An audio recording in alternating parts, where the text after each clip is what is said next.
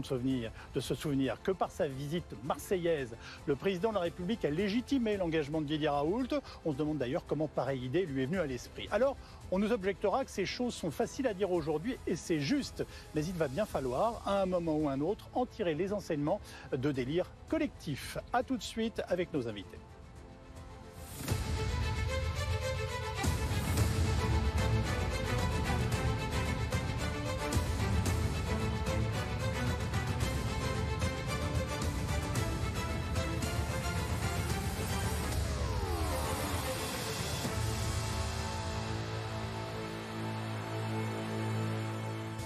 Bonsoir et bienvenue à vous qui nous rejoignez sur BFM TV. Nous sommes ensemble jusqu'à 20h30. Le professeur Didier Raoult a-t-il procédé à des essais thérapeutiques sauvages en testant l'hydroxychloroquine sur ses patients, par ailleurs parfaitement consentants? Si tel est le cas, il risque 15 000 € d'amende et 1 an de prison. Nous allons en débattre dès le début de cette émission. C'est un de ces débats dont la vie politique française a le secret. Elisabeth Borne affirme que le RN de Marine Le Pen est le digne héritier du maréchal Pétain. Je vous rappelle qu'on parle d'un chef de l'État collaborateur de l'occupant nazi. Pendant l'occupation, on en débat avec nos invités, là aussi, dès notre deuxième débat. Enfin, la question de l'immigration taraude toujours la société française. Alors quel équilibre trouver et que veut exactement Gérald Darmanin, ministre de l'Intérieur, dans ses négociations avec la droite et les Républicains? Nous en débattrons dans notre troisième débat dès 20h. Didier Raoult a-t-il joué à l'apprenti sorcier? Autrement dit, a-t-il mis en danger la vie et la santé de ses patients en pleine crise du Covid? Plusieurs sociétés savantes montrent au créneau. Elles dénoncent dans une tribune au Monde ce qu'elles appellent le plus grand essai thérapeutique sauvage qu'ait mené le professeur marseillais en prescrivant à grande échelle l'hydroxychloroquine. Elles s'insurgent aussi contre le fait que cela ait continué malgré l'efficacité du traitement sans réaction des autorités. Une tribune d'imbéciles, a juste commenté Didier Raoult, qui sera demain l'invité de Bruce Toussaint sur BFM TV dès 9h le matin. Alors, qui sont les imbéciles dans cette affaire? Avec nous ce soir pour en débattre, le professeur Yves Buisson, qui est épidémiologiste et président de la cellule Covid-19 de l'Académie nationale de médecine, le docteur Amélie Boissier-Descombes, présidente de l'association des victimes d'essais cliniques non autorisés, le docteur Jean-Pierre Thierry, consultant santé de BFM TV, et Caroline Dieudonné, journaliste santé de notre chaîne. Docteur Boissier-Descombes, vous êtes une des signataires de cette tribune. Les mots sont très forts. Vous n'hésitez pas à parler du plus grand essai thérapeutique sauvage. Qu'est-ce que vous reprochez précisément à Didier Raoult? Alors, ce qu'on reproche précisément à Didier Raoult, mais encore une fois, ce n'est pas lui, de manière personnelle, à qui on fait un reproche, c'est à ses équipes, de manière générale, puisqu'il n'est pas le seul à faire ça. C'est qu'aujourd'hui, il est à la tête d'un préprint qui va bientôt être publié et indiquant qu'il y a eu un essai thérapeutique sauvage, enfin nous en tout cas on l'entend comme ça, sur 30 000 patients et sur presque 1 an et demi. Qu'appelle-t-on un préprint? Alors un préprint, c'est un article qui n'est pas encore publié dans une revue de littérature scientifique médicale connue et reconnue. Ce qui est fait normalement à chaque fois qu'on utilise un médicament, je dirais, en bonne et due forme. Voilà, donc en fait un préprint, c'est-à-dire qu'il y a une analyse qui a été réalisée par des équipes médicales ou scientifiques. Elle va être publiée, mais avant de la publier, on la met à disposition des personnes pour qu'ils puissent en prendre connaissance. Elle doit être relue par les pairs. Alors, avoir prescrit à grande échelle un médicament en dehors de tout cadre, à savoir la fameuse hydroxychloroquine, ce qui aurait fait courir aux patients qui ont pris ce traitement des risques. Est-ce qu'on peut présenter les choses comme ça aujourd'hui? Franchement, l'ANSM est en train de partir malheureusement sur ce que nous disons depuis un certain temps maintenant, à savoir que ce serait une RIPH1. Et oui, il y a eu effectivement des prises de risque avec une balance bénéfice-risque qui n'est pas en faveur des patients dans ce sujet. Je précise que l'ANSM est l'Agence de sécurité du médicament, nous sommes d'accord? Et vous attendez d'eux quoi? Une réponse claire? Alors la réponse, ils l'ont déjà donnée par email à plusieurs journalistes ce week-end. Il y a une publication dans le JDD ce week-end qui indique que l'ANSM est en train effectivement d'enquêter pour savoir si c'est réellement une RIPH1 et donc un essai clinique sauvage. Il tend effectivement vers notre position, à savoir que c'est le cas.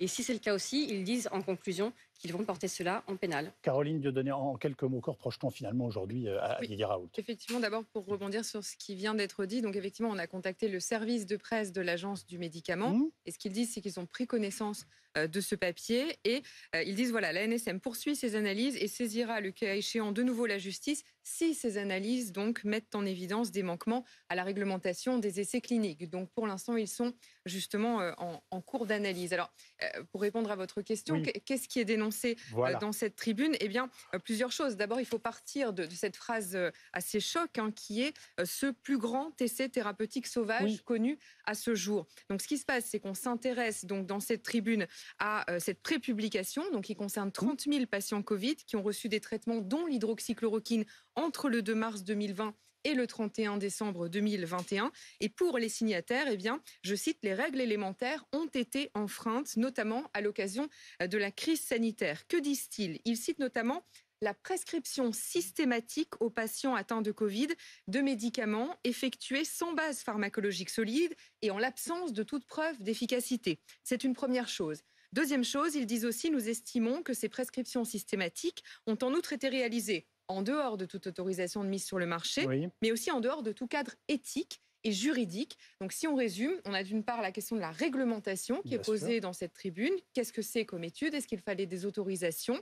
Et puis la question éthique et de pertinence par rapport à l'utilisation de l'hydroxychloroquine. Et puis aussi la question de la réponse des autorités. Jean-Pierre Thierry, finalement, on vient d'expliquer en quoi les équipes du professeur Raoult auraient dérogé aux règles pour mener ce type d'études.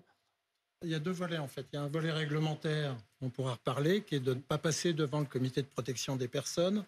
Et puis il y a un volet peut-être encore plus important, c'est... Ça sert à quoi, pardonnez-moi ? Alors, ça sert à garantir que les essais cliniques poursuivis chez l'homme obéissent à des règles qui sont dans la loi et des règles éthiques notamment, et que les gens ne soient pas traités, si vous voulez, pour dire simplement comme cobayes, et que tous leurs droits sont respectés. C'est-à-dire qu'ils aient une bonne information, qu'ils puissent sortir de l'essai clinique, etc. Au minimum, pardonnez-moi, qu'on n'aurait pas dit éventuellement à ces patients qui, d'après moi, étaient demandeurs. Je vous le dis franchement, je ne sais pas si vous vous souvenez à l'époque de ce qui se passait devant les locaux à Marseille. On faisait la queue, et je me disais d'ailleurs, ils vont tous attraper le Covid, ça va être une catastrophe. Mais enfin bon, on ne leur a pas dit que c'était des essais. Alors, pas obligatoirement pour cette étude.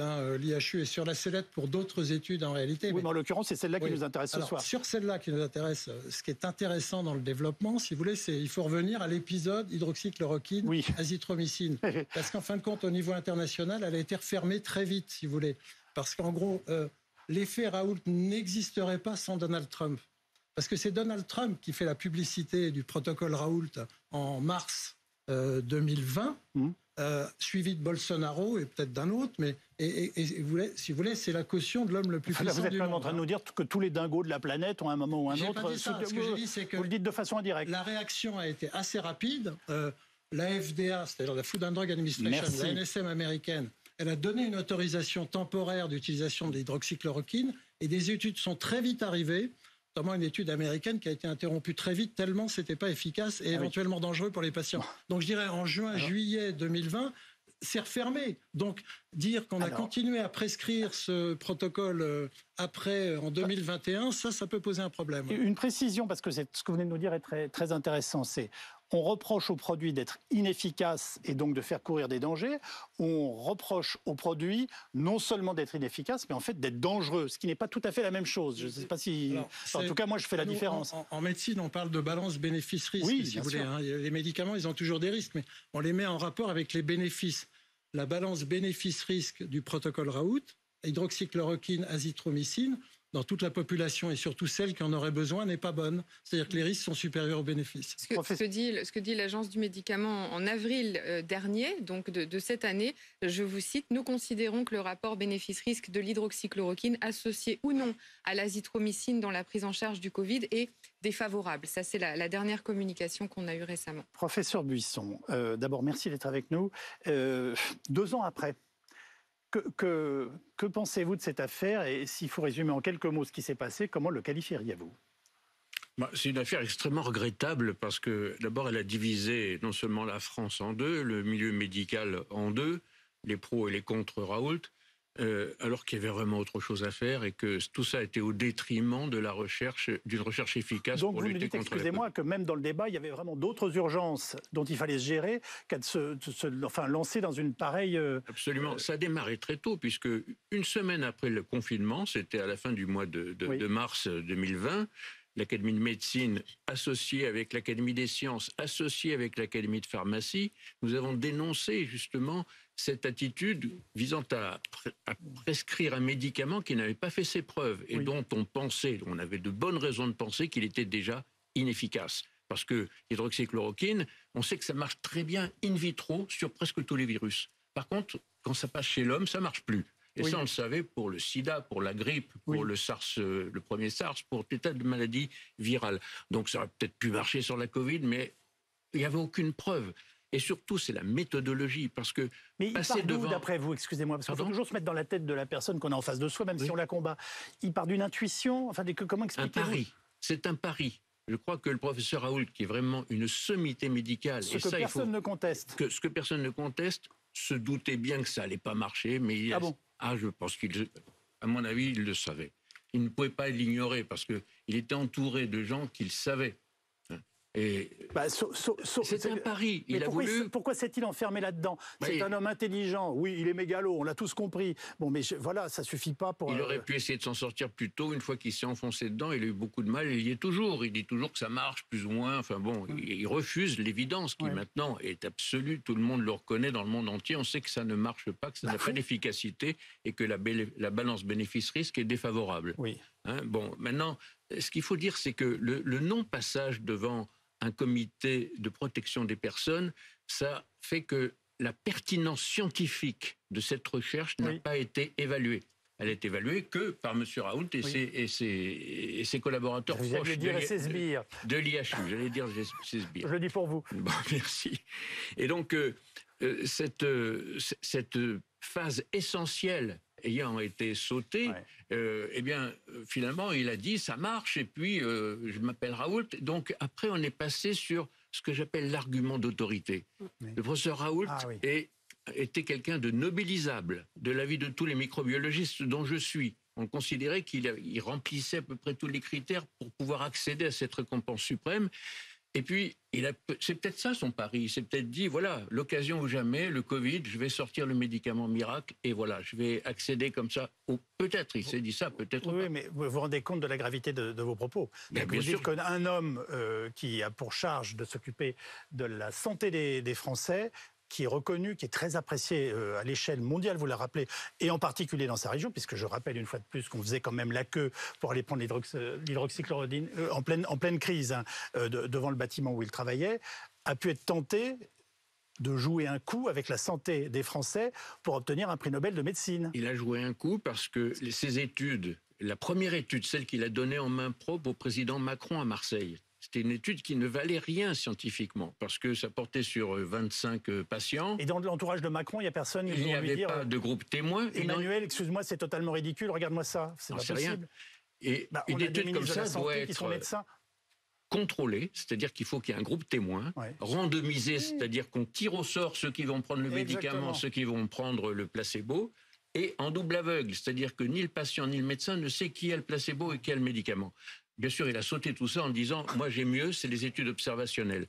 Alors, au début, on peut dire ça. Mais lorsque 2 ou 3 mois ont passé, il avait largement le temps, avec le recrutement de l'IHU, de mener une enquête, une étude clinique répondant à tous les critères exigés au plan national et international pour des études de valeur. Et ça, il n'a pas voulu le faire parce que il voyait bien que s'il avait fait ce type d'études, il aurait eu entre les mains la preuve de l'inefficacité de ce produit. Bonsoir Christian Lehmann, merci beaucoup de prendre la parole par Skype dans cette émission. Vous êtes médecin et écrivain. Vous avez chroniqué dans le journal Libération toute cette période du Covid, je le rappelle. Et pour vous, ce que dénoncent ces sociétés correspond bien à la réalité. Vous expliquez que dès le printemps 2020, l'alerte est pourtant donnée. Chercheurs généralistes, cardiologues, réanimateurs, pharmacologues, statisticiens en France comme à l'étranger alertaient sur la très mauvaise qualité des études publiées par l'IHU de Marseille sous l'égide de Didier Raoult et même le bidouillage des données. Ça veut dire que tout le monde a une responsabilité ?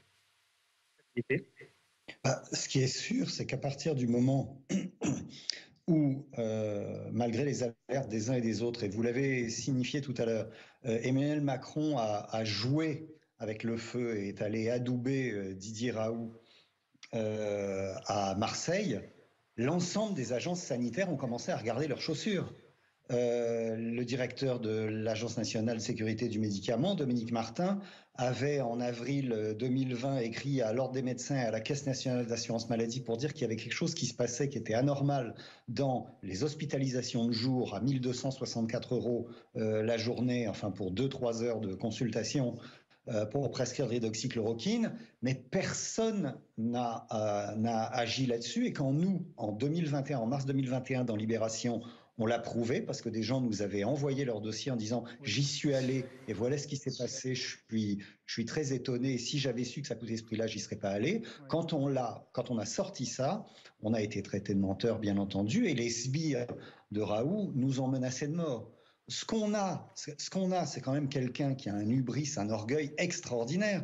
Quand la NSM, l'année dernière, a commencé à poser des questions à Raoult, il leur a dit « nous estimons ». Et tous les marqueurs internationaux ou en France le confirment, que nous sommes la meilleure équipe au monde en termes de maladies infectieuses et dans ces conditions, nous acceptons mal que nos projets portant sur les maladies infectieuses soient évalués par des gens moins compétents que nous.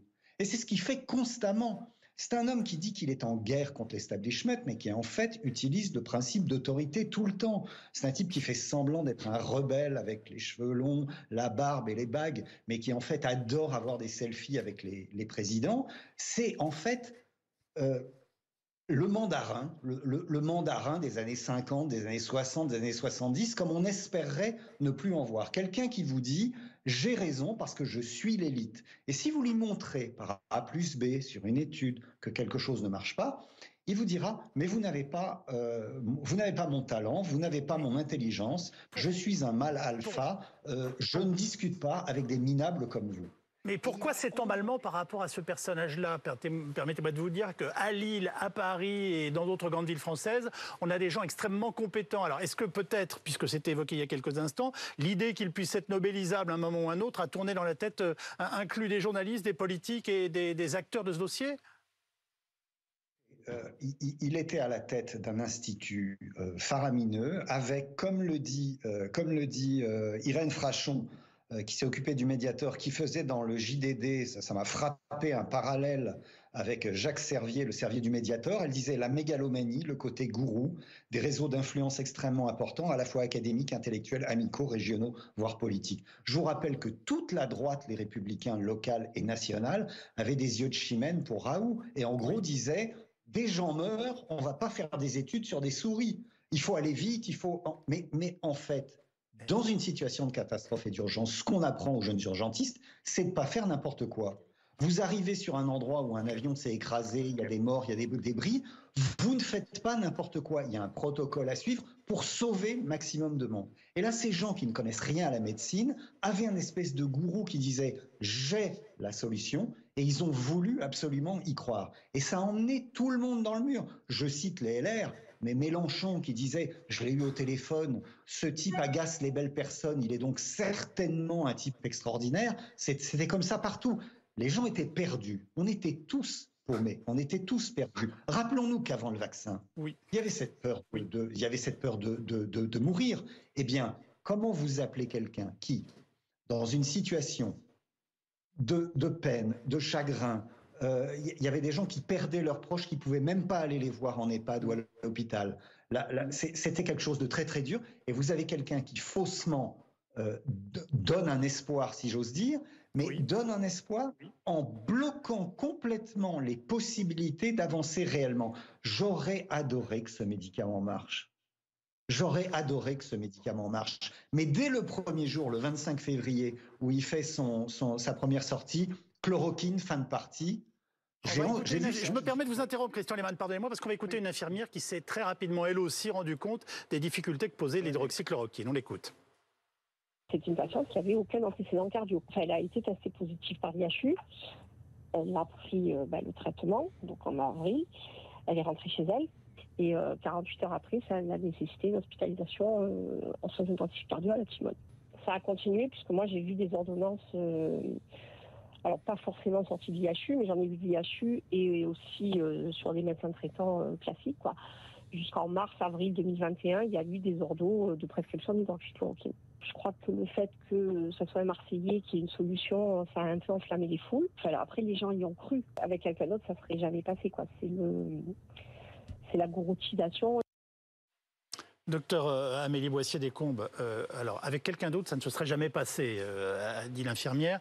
Est-ce que le médicament prescrit, en plus d'être inefficace, était dangereux? Je pense que c'est important de revenir là-dessus.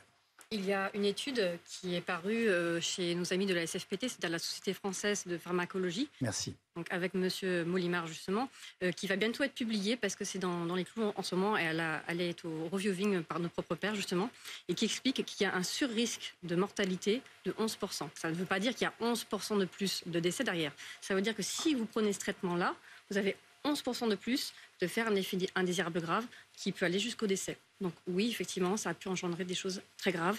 Et les conséquences pour les patients, c'est ce qui fait que nous sommes là aujourd'hui. Il n'y a pas des comités de relecture avant que ça repasse que ça soit publié, ce genre de choses? Normalement, oui. Normalement, oui, mais encore une fois, non seulement il n'y a pas eu de protocole sur ces essais cliniques, puisqu'ils devaient passer... Vous vous rendez compte que tout ce qu'on décrit, on a l'impression que la France entière a été maraboutée. C'est peut-être pas le mot que j'utiliserais, mais... Moi, c'est le mot que j'emploie volontairement. Mais en tout cas, il y a une tétanie, en tout cas.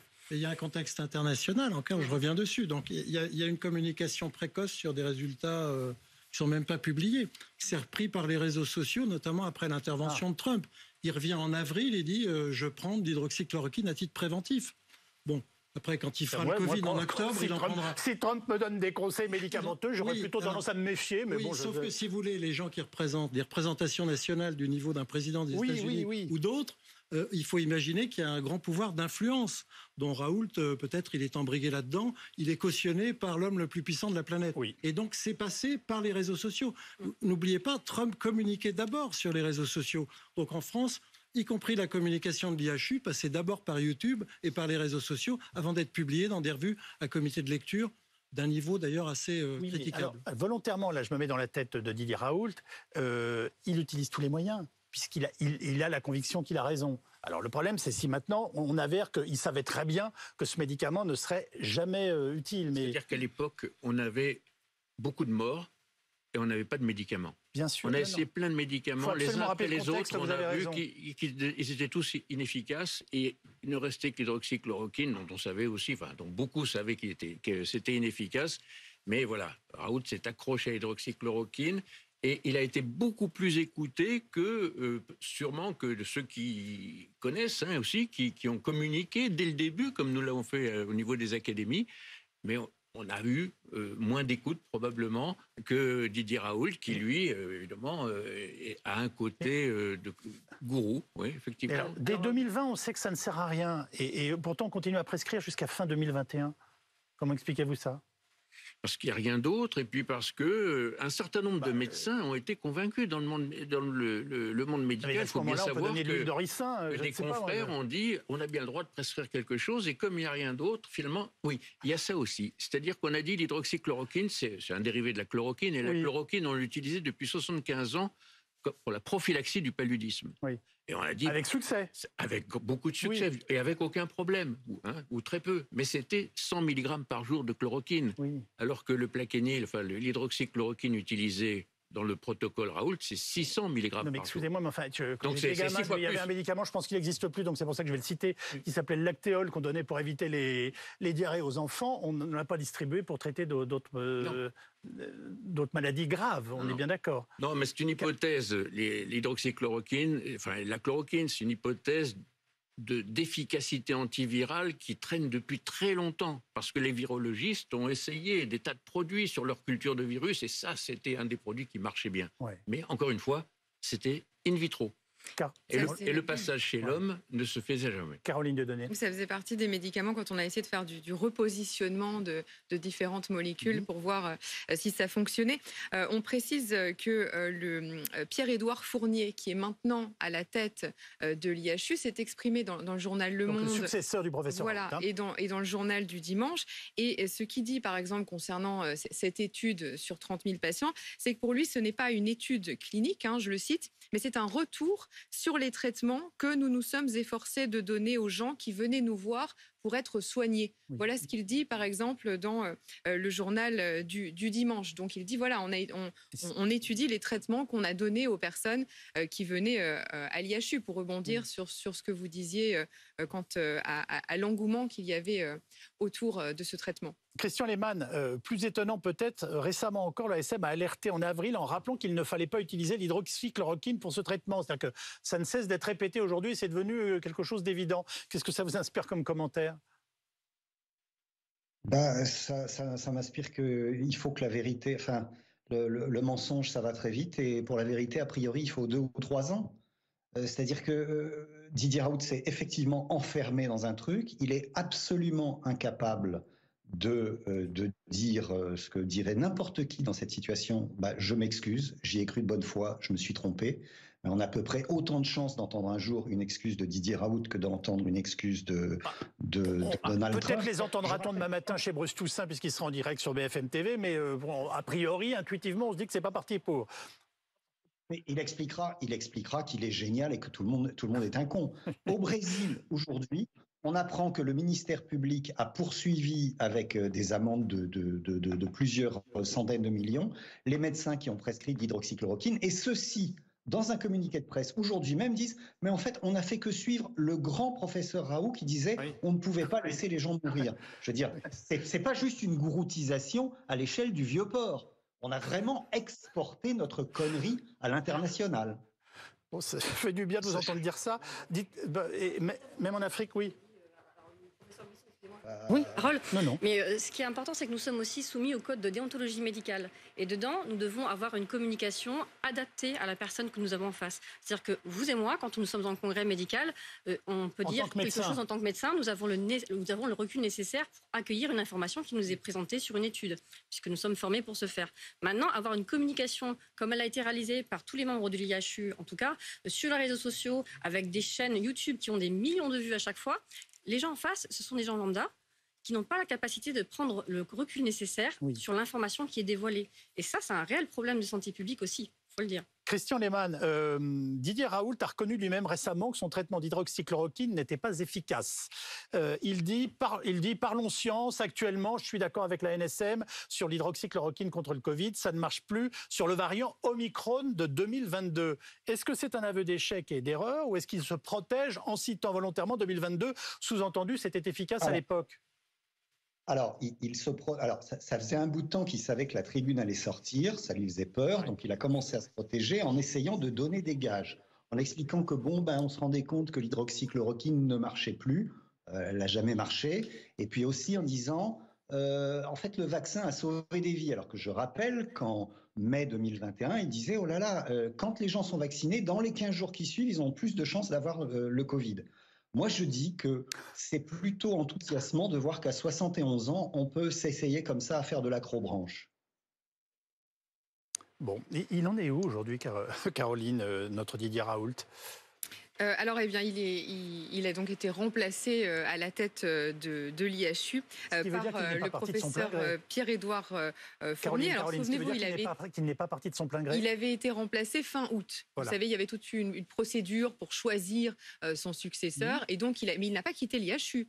Il est toujours présent. Quand on regarde les dernières informations, eh bien, le professeur Raoult vient à l'IHU de temps en temps, dit un porte-parole de l'institution à l'agence France Presse. Il est professeur émérite, on le rappelle, et il encadre plusieurs thèses qui ont commencé avant son départ. Ça, c'est ce qui a été rapporté à l'agence France Presse. Et puis, on signale donc que c'est Pierre-Édouard Fournier qui l'a remplacé et qu'il est retraité aussi, le professeur Raoult, depuis l'été 2021 de son poste de professeur d'université praticien hospitalier. Alors, c'est très intéressant de parler du professeur Fournier, puisque lui-même, avant, était le président du comité d'éthique de l'IHU. Donc, il serait très intéressant de regarder quelles ont été les précédentes études auxquelles il a soumis sa présidence du comité d'éthique, puisqu'il y a fort à parier que c'est probablement une organisation systémique qui a mené à un essai de protocole comme ça, non autorisé. Je vous dis tout de suite que nous avons un préprint qui va bientôt sortir. On peut en parler si vous le souhaitez. On a étudié 248 études depuis 2012 qui ont été traitées par l'IHU. Et on se rend compte qu'il y a beaucoup de problématiques. Alors, la loi Lojardé, pour la protection des personnes, c'est 2016. Dites-moi, l'IHU est dans la seringue de la justice, de toute façon. Voilà, il y a plusieurs affaires. Et avec lui, le professeur Raoult. Alors, il y a plusieurs affaires qui sont traitées. Donc, d'abord, on peut dire que le parquet de Marseille a ouvert en juillet 2022 une information judiciaire. Et ça fait suite, en fait, à un rapport de l'ANSM, donc l'Agence du médicament. Et donc, ils ont ouvert une information judiciaire, notamment pour faux en écriture, usage de faux en écriture et recherche interventionnelle impliquant une personne humaine non justifiée par sa prise en charge habituelle. Alors pour ce dossier, à ce stade, il n'y a pas de mise en examen. Ça c'est ce qu'a indiqué le parquet à l'agence France-Presse à la fin du mois de mai. Et puis il y a aussi, souvenez-vous, un rapport qui était sorti, notamment de l'IGAS, qui était sorti l'année dernière. Et le gouvernement avait annoncé le 5 septembre dernier, dans la foulée, qu'il allait saisir la justice. Et sur ce volet, eh bien, le parquet de Marseille est toujours en phase d'analyse. Ça, c'est ce qu'il a indiqué à l'AFP. Ça émane du ministère de la Santé. Hein. Voilà, il y avait deux ministères. Il y avait donc c'était à la suite de plusieurs signalements préoccupants que le ministère de l'Enseignement supérieur et de la Recherche et le ministère de la Santé avaient lancé cette mission conjointe, donc de l'Inspection générale de l'éducation, du sport et de la recherche, et puis de l'autre côté de l'Inspection générale des affaires sociales, donc de l'IGAS. Et il y avait ce rapport qui avait été remis donc en septembre 2022 et qui mettait notamment en lumière des pratiques médicales et scientifiques inappropriées. Je vous cite quelques passages, ou encore des dérives dans la gouvernance, une dégradation de la situation financière de l'établissement. Et donc, eh bien, il avait été décidé, les ministres avaient saisi le procureur de la République de Marseille au titre de l'article 40 du Code de procédure pénale. Et il disait, voilà, évidemment, il revient à la justice de se prononcer dans cette affaire. Et pour l'instant, eh bien, le parquet de Marseille est en phase d'analyse. Ça, c'est ce qu'il avait indiqué à l'agence France-Presse. Donc effectivement, plusieurs affaires, mais pour l'instant, donc pas de mise en examen. Et puis, on l'a répété ça fait un tout dossier à l'heure. assez conséquent quand même. Voilà, il y a plusieurs affaires en cours. Et puis, l'agence du médicament qui étudie donc cette dernière étude dont on parlait au début de cette émission. Qui risque de s'épaissir. Venez-vous de nous dire. Alors la loi Jardé, en fait, elle est appliquée depuis 2016. Donc c'est une loi qui est là pour la loi Jardé. Excusez-moi, mais alors la recherche clinique. On fait de la recherche clinique dans un but, protéger les patients et avoir des résultats qu'on puisse après appliquer sur les patients. Oui, voilà. Ça paraît la loi bon Jardé, sens. exactement. La loi Jardé, c'est un cadre juridique pour protéger d'abord les patients, aussi nous, les investigateurs cliniques, mais aussi les résultats qu'on peut avoir derrière. Donc ça, c'est quelque chose de très important. Encore une fois, c'est le patient qui est au cœur de la médecine. Il faut toujours replacer la situation sur le patient. Bien sûr. Maintenant, nous avons pu remonter sur plein d'études, parce qu'ils en ont fait plus de 7000, donc c'est énorme. Et depuis 2012, on a regardé presque 300 études, 248 pour ne pas les citer, et on a regardé si elles collaient toutes au cadre juridique selon leur époque. Donc loi Jardé après 2016 et avant la loi Jardé. Et on s'est rendu compte qu'effectivement, c'était rarement dans les clous. Alors, ça peut être des toutes petites erreurs, des fois. Oui. Plus ou moins administratifs, mais des fois, c'est plus que des erreurs administratives. Donc là, il y a un article qui a été accepté, qui est sous embargo et qui va paraître, qui va être publié au mois d'août. Mais on va effectivement saisir les autorités de tutelle aussi sur cette question-là. Je comprends qu'il y a un dossier qui est effectivement en train de s'étoffer. Oui. C'est nécessaire. Alors, j'allais dire, l'erreur est humaine, mais persévérer, c'est un peu diabolique, quoi. Oui. Donc oui, alors, il y a des problèmes d'intégrité scientifique. Il n'y a pas qu'à l'IHU. Il y a tellement de publications qu'une partie de ces publications pourrait être analysée et critiquée. D'ailleurs, il fait référence à une mauvaise publication qu'on appelle le Lancet Gate, qui était une mauvaise étude qui montrait les risques d'hydroxychloroquine. Mais d'une façon générale, on a un problème d'intégrité scientifique. Donc on a intérêt à garantir à la fois que les droits des patients soient préservés et que les recherches soient de bonne qualité. C'est très grave ce qu'on est en train d'expliquer. Il y a une telle pression pour publier. La vraie médecine, pardonnez-moi, j'utilise ce terme, peut être remise en cause à tout moment par des séries de doutes dont le professeur Raoult. Bon, après, vous avez deux effets. Oui, alors il y a eu. Les politiques s'en mêlent et les politiques Après, moi, utilisent je vais avoir du mal à dire à nos téléspectateurs, pensez à faire vacciner vos enfants. Non, mais je suis sérieux. Les politiques ne s'alignent pas sur le raisonnement scientifique. Donc, c'est l'effet Trump-Bolsonaro. Ouais. Ça a un impact énorme en réalité. Oui. Et c'est amplifié par les réseaux sociaux. Donc, il va falloir gérer les réseaux sociaux. Et le risque, là où vous avez raison, c'est que ça dégrade la confiance de la population, à la fois dans les scientifiques et éventuellement dans le pouvoir politique. Donc cette relation entre le pouvoir politique et les scientifiques, il faut faire très attention à l'avenir de ne pas la dégrader encore. Alors c'est déjà le cas. Qu'est-ce que vous retenez de tout ce qu'on est en train de raconter ? Et en quoi est-ce grave ? Je retiens qu'en contexte pandémique, et là on est sorti d'une pandémie, on est en train d'en sortir, disons, d'une crise sanitaire très grave, mondiale. Il y a des tas de risques. Il faudrait à chaque fois tirer des leçons pour la prochaine, parce qu'il y en aura d'autres. Oui. C'est terminé le Covid, là ? C'est pas terminé. Mais maintenant, la phase pandémique est en train de s'achever pour passer une phase endémo-épidémique ou endémo-sporadique. Mais ce qui se passe, c'est que, d'abord, les connaissances scientifiques, il faut les produire rapidement. Donc, c'est le système de publication en préprint. Ce sont des publications non contrôlées par des pairs. Donc, là-dedans, il y a des tas d'erreurs.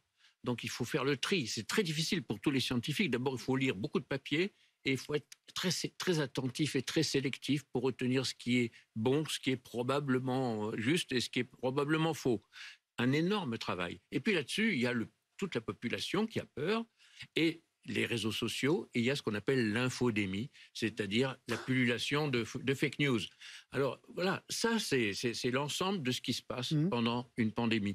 Alors on se dit, il faudra que la prochaine fois, la prochaine pandémie, on fasse mieux. Eh bien, je ne sais pas si on arrivera à faire mieux. Non. Je ne sais pas, parce qu'on n'arrive pas à contrôler tout ça. Tout cela est humain, et je ne vois pas comment il faut s'y préparer sûrement, mais comment on pourra empêcher toutes ces dérives.